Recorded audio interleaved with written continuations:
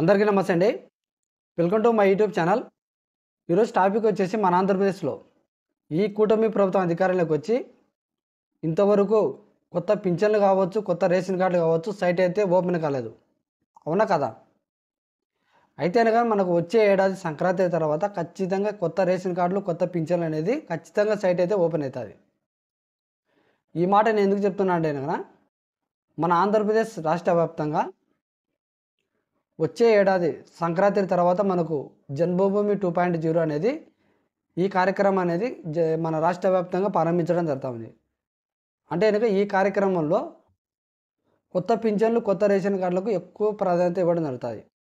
అవునా కదా? మీరు బాగా గమనించినా లేదో, గతంలో కూడా ఈ జన్మభూమి 2.0 అనేది కార్యక్రమం అనేది పెట్టడం జరిగింది. అయితే ఇక్కడ మీరు కూడా బాగా గమనించిన లేదో, పింఛన్లు, కొత్త రేషన్ కార్డులు అనేది ఎక్కువ శాతం అప్లై చేసుకోవడానికి అవకాశం ఉంది. అయితే కనుక ఈ జన్మభూమి 2.0లో ఇవే కాకుండా అభివృద్ధి, సంక్షేమం కూడా వీళ్ళు ఎక్కువ ప్రాధాన్యత ఇవ్వడం జరుగుతుంది. గ్రామీణ అభివృద్ధి కావచ్చు, పట్టణాభివృద్ధి కావచ్చు. అభివృద్ధి గురించి మాట్లాడుకుంటే కనుక గ్రామంలో వీధి దీపాలు కావచ్చు, లేకుంటే కనుక మురికాలువలు కావచ్చు, సిసి రోడ్లు కావచ్చు, వీధి దీపాలు కావచ్చు, వీటికి ఎక్కువ ప్రాధాన్యత ఇవ్వడం జరుగుతుంది గ్రామీణ అభివృద్ధి గురించి. అంతేకాకుండా మనకు సంక్షేమ పథకాలు కూడా వీళ్ళు అటు అభివృద్ధి, ఇటు సంక్షేమం ఎక్కువ శాతం వీటికి ఇవ్వడం జరుగుతూ ఉంది. అట్లాగనే ప్రజల యొక్క సమస్యలకు పరిష్కార వేదిక ఈ కార్యక్రమం అయితే తీసుకురావడం జరుగుతూ ఉంది. కాబట్టి సంక్షేమ పథకాల గురించి మాట్లాడుకుంటే కనుక ఈ కూటమి ప్రభుత్వం అధికారంలోకి వచ్చిన తర్వాత జస్ట్ 2 పథకాలు మాత్రం అమలు చేయడం జరిగింది. ఒకటి వచ్చేసి పింఛన్లు, 2 వచ్చేసి మహిళలకు ఉచిత గ్యాస్ పథకం. ఇంకా మనకు అమలు చేయాల్సిన సంక్షేమ పథకాలు 4 ఉన్నాయి. రైతులకు ఆర్థిక సహాయం అన్నదాత సుఖీ పథకం 20,000, మహిళలకు ఆడబిడ్డ నిధి పథకము, ఇంకోటి వచ్చేసి తల్లికి వందన పథకము, మహిళలకు ఉచిత బస్సు ప్రయాణం. ఈ 4 పథకాలు అయితే కనుక ఇందులో ప్రారంభించడానికి అవకాశం ఉంది. కాబట్టి ఈ కార్యక్రమంలో కూడా ఈ పథకాలు ప్రారంభిస్తామని చెప్పి చెప్పడం జరుగుతూ ఉంది. కాబట్టి మనకు వచ్చే ఏడాది సంక్రాంతి తర్వాత ఈ కార్యక్రమం అనేది ప్రారంభించడం జరుగుతూ ఉంది. అయితే కనుక ఇందులో ఎక్కువ శాతం పింఛన్లు, రేషన్ కార్డులు అయితే ఎక్కువ ప్రాధాన్యత ఇవ్వడం జరుగుతుంది. ఈ ప్రభుత్వం అధికారంలోకి వచ్చిన తర్వాత ఇంతవరకు సైట్ ఓపెన్ కాలేదు. ఖచ్చితంగా ఓపెన్ కావచ్చు. దీంట్లో ఎటువంటి డౌట్ లేదు. మీరు బాగా గమనించిన లేదా? దీంట్లో ఎటువంటి డౌటే లేదు. ఖచ్చితంగా ఓపెన్ కావచ్చు. ఒకవేళ ఇక్కడ ఓపెన్ కాకపోతే కనుక ఎప్పుడు ఓపెన్ అవుతాయి ఎవరికి ఐడియా లేదు. ఖచ్చితంగా ఓపెన్ కావచ్చు అని చెప్పేసి నేను అనుకుంటున్నా. మీ అభిప్రాయం మీద కామెంట్ రూపంలో తెలియజేయండి. అయితే కనుక ఈ సంక్షేమ పథకాలు ఏదైనా కానివ్వండి, ఈ రేషన్ కార్డు కానివ్వండి, పింఛన్లు కానివ్వండి, ఏది అప్లై చేసుకోవాలన్నా ఖచ్చితంగా హౌస్ హోల్డ్ మ్యాపింగ్ కలిగి ఉండాల్సిందే. ఈ హౌస్ హోల్డ్ మ్యాపింగ్ అనేది గత వైఎస్ఆర్సీపీ గవర్నమెంట్ వాలంటీర్ వ్యవస్థ ఉండేది కాబట్టి వాలంటీర్ వ్యవస్థకు ఉండేది హౌస్ హోల్డ్ మ్యాపింగ్. ఇప్పుడు ఈ ప్రభుత్వం అధికారంలోకి వచ్చిన తర్వాత వాలంటీర్ వ్యవస్థ లేదు కాబట్టి ఈ గ్రామ వార్డు సచివాలయ ఉద్యోగస్తులకు ఈ క్లస్టర్ మ్యాపింగ్ అయితే ఇవ్వడం జరిగింది. అవునా కదా?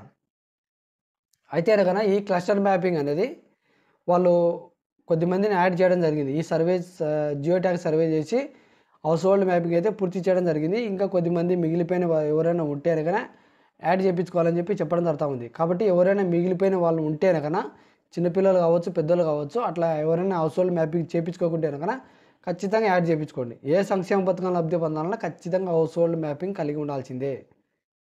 హౌస్ హోల్డ్ మ్యాపింగ్ యాడ్ చేయించుకోవాలంటే ఆధార్ కార్డుకు సెల్ నెంబర్ లింక్ ఉండాల్సిందే.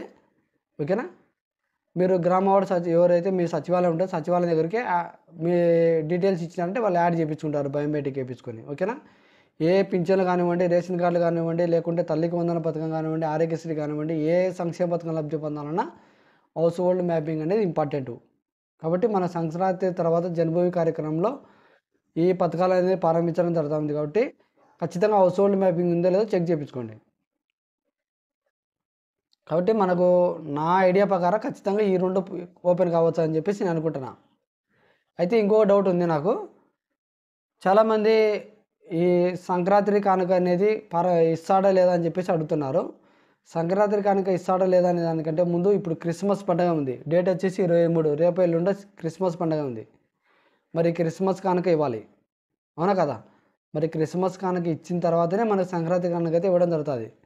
కాబట్టి చాలా వరకు ఉండకపోవచ్చు అని చెప్పేసి నేను అనుకుంటున్నాను. ఒకవేళ రేపు ఎల్లుండి ఒకవేళ వచ్చేనా కన్నా సంక్రాంతి కనుక ఉండొచ్చు. ఆల్మోస్ట్ ఇప్పుడు ప్రకటించితేనే మళ్ళీ అప్పుడు సంక్రాంతి కనుక ఇవ్వడానికి అవకాశం ఉంటుంది. ఇప్పుడు చెప్పలేదు. ఒకవేళ రేపు ఎల్లుండి చెప్పొచ్చేమని అనుకుంటున్నాను. ఒకవేళ చెప్పకపోతే కనుక క్రిస్మస్ కానుక అనేది ఉండదు. ఓకేనా? చాలామంది ఇది కూడా డౌట్ చాలామంది పడుతున్నారు కాబట్టి సంక్రాంతి కానుక ఇస్తానని చెప్పి చాలామంది అనుకుంటారు. ఎందుకంటే గతంలో మనకు 2014లో టీడీపీ గవర్నమెంట్ అధికారంలోకి వచ్చినప్పుడు సంక్రాంతి కానుక క్రిస్మస్ కానుక అని చెప్పేసి ఇవ్వడం జరిగింది. ఈ రంజాన్ తోఫా అని చెప్పేసి ఇవ్వడం జరిగింది. కాబట్టి ఇప్పుడు కూడా ఇస్తానని చెప్పి చాలామంది అనుకుంటున్నారు. ఇప్పుడు ఇస్తాడంటే కనుక ఇప్పుడు ఇచ్చాను కదా, క్రిస్మస్ పండుగకి ఇచ్చాను కదా, సంక్రాంతి కానుకకి ఇస్తాడు కంపల్సరీ. కాబట్టి ఇప్పుడు వరకైతే రాలేదు అప్డేటు. ఒకవేళ రేపు ఎల్లుండి వచ్చాను కనుక మనకు ఇవ్వచ్చు. చెప్పకపోతే కనుక లేదు, ఈ సంవత్సరం అయితే లేదు. ఇది ఇప్పటి వరకు ఉన్నటువంటి అప్డేటు. ఖచ్చితంగా మనకు కొత్త రేషన్ కార్డులు, కొత్త పింఛన్లు అనేది జన్మభూమి కార్యక్రమంలో ఓపెన్ కావచ్చు నేను అనుకుంటున్నా. ఇందులో ఓపెన్ కాకపోతే కనుక ఎక్కడ ఓపెన్ కావు. దయచేసి ఇది ఒకటి గుర్తుపెట్టుకోండి.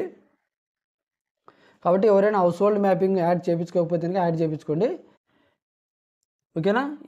ఇది ఇప్పటి వరకు ఉన్నటువంటి మన అప్డేటు. ఇందులో మీరేమనుకుంటున్నారో కామెంట్ రూపంలో తెలియజేయండి. వీడియో నచ్చితే లైక్ చేసి సబ్స్క్రైబ్ చేసుకోండి. Thank you.